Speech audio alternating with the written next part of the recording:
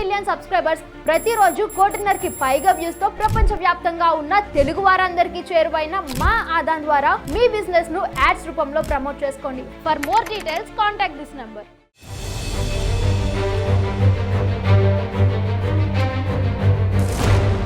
144 వచ్చే మహా అరుదైన ఘట్టం మహాకుంభమేళా ఉత్తరప్రదేశ్లోని ప్రయాగ్రాజ్లో జరుగుతోంది. అయితే ఈ ప్రయాగ్రాజ్లో ఈ ఉదయం, ముఖ్యంగా ఈరోజు మౌని అమావాస్య కావడంతో ఒక దుర్ఘటన సంభవించింది.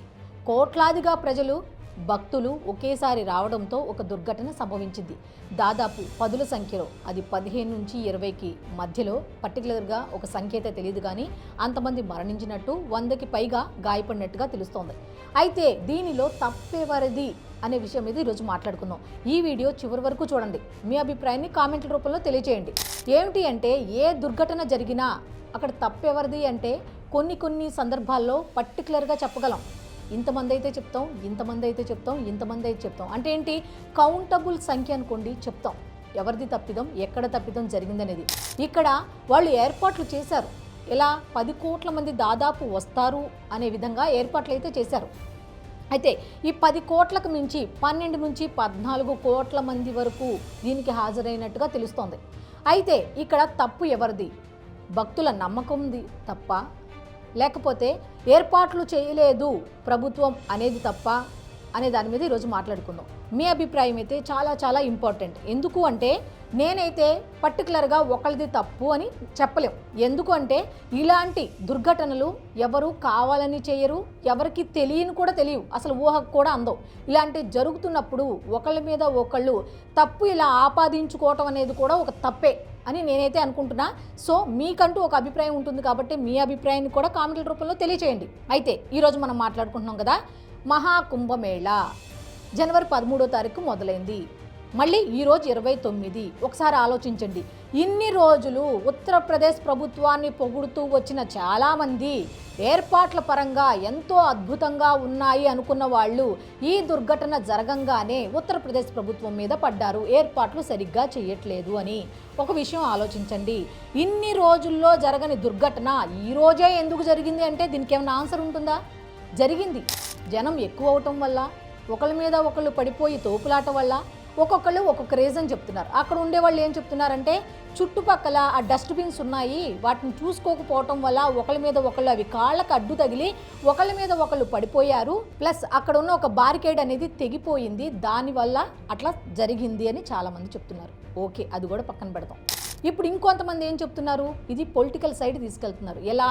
యోగి ఆదిత్యనాథ్ రాజీనామా చేయాలి, సీఎం పదవి నుంచి వైదొలగాలి, ఏర్పాట్లు సరిగ్గా చేయలేదు, సంబంధిత అధికారుల మీద చర్యలు తీసుకోవాలి అనేది. ఒకసారి ఆలోచించండి, ఇది కరెక్టా?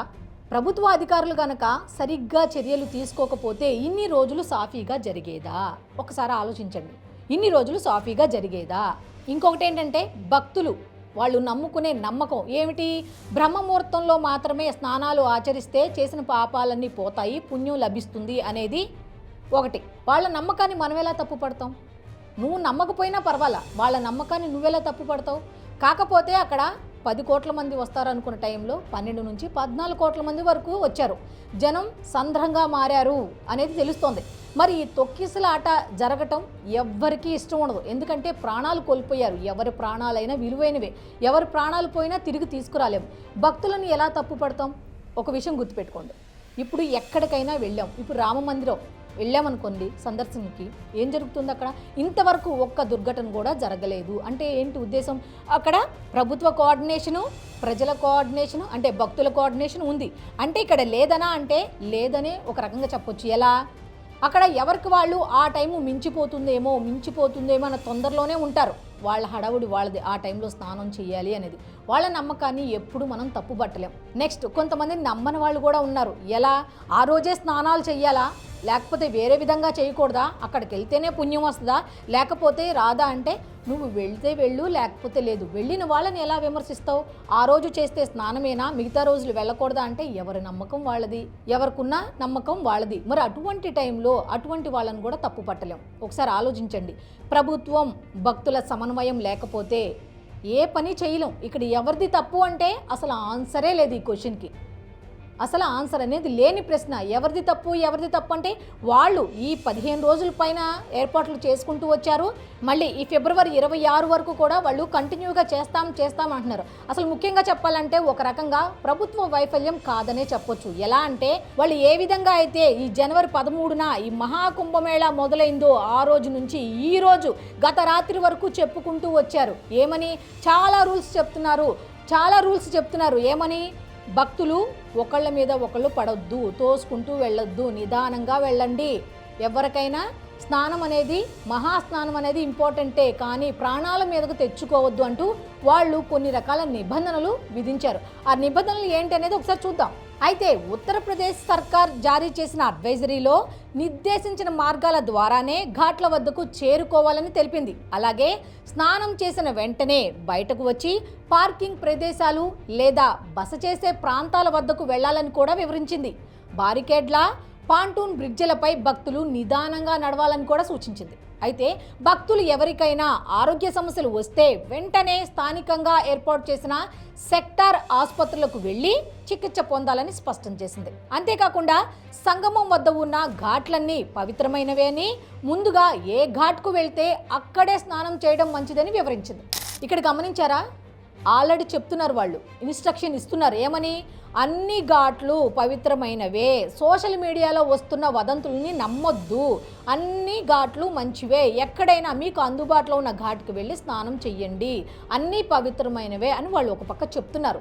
కానీ సోషల్ మీడియాలో ఏమవుతోంది అంటే పలానా ఘాట్కు వెళ్ళండి, పలానా దగ్గరకు వెళ్ళండి, పలానా చోటకు వెళ్ళండి అని సోషల్ మీడియాలో జరుగుతున్న తప్పుడు ప్రచారం వల్ల కొంతమంది ఏంటంటే ఎక్కువ శాతం అక్కడికే వెళ్ళాలి అన్న ఉద్దేశంతో జరిగిన తోపులాటలో భాగమే ఈరోజు జరిగిన దుర్ఘటనకు కారణం. ఆల్రెడీ చెప్తోంది. ఏమని? సోషల్ మీడియాలో వచ్చే వదంతులను నమ్మొద్దని, సౌకర్యాలు ఏర్పాట్ల గురించి చేసే అసత్య ప్రచారాలను కొట్టిపారేయాలని స్పష్టంగా చెప్తున్నారు. రోడ్ల మీద గుంపులుగా నుంచోవద్దని, ఇతర భక్తులకు ఆటంకాలు కలిగించకూడదని, ఆలయాల్లో దర్శనాలకు హడావుడిగా పరుగులు పెట్టొద్దని తెలిపింది.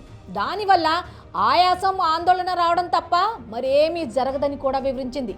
కుంభమేళాకు వచ్చినప్పటి నుంచి వెళ్లే వరకు ప్రతి క్షణం అప్రమత్తంగా ఉండాలని, ఏవైనా ఇబ్బందులు వచ్చిన వెంటనే పోలీసుల సాయం కోరాలని తెలిపింది. భక్తుల రద్దీ దృష్ట్యా నియంత్రణ నిబంధనలను ఖచ్చితంగా పాటించాలని, అధికారులకు సహకరించాలని స్పష్టం చేస్తుంది. అయితే ఈ అంశాన్ని ఒకసారి మనం మాట్లాడుకుందాం. ఏంటి అంటే వాళ్ళు ఆల్రెడీ చెప్తున్నారు. ఏమని చెప్తున్నారు? అధికారులకు సహకరించండి, అధికారులు చెప్పే మార్గంలో వెళ్ళండి, అప్రమత్తంగా ఉండండి, వచ్చిన దగ్గర నుంచి వెళ్లే వరకు చాలా జాగ్రత్తగా ఉండండి అంటూ ప్రతి చోట బోర్డులను ఏర్పాటు చేస్తూనే ఇలా సామాజిక మాధ్యమాల్లో కూడా వైరల్ చేస్తున్నారు. వాళ్ళు ఏమేం జాగ్రత్తలు తీసుకోవాలనేది ప్రభుత్వం తరపు నుండి కూడా చేస్తున్నారు. అయితే ఒక్కసారి ఆలోచించండి, ఇది ఎవరి తప్పు అంటే ఇటువంటి దుర్ఘటనలకు ఒకళ్ళని తప్పు పట్టడం అనేది కరెక్ట్ కాదు.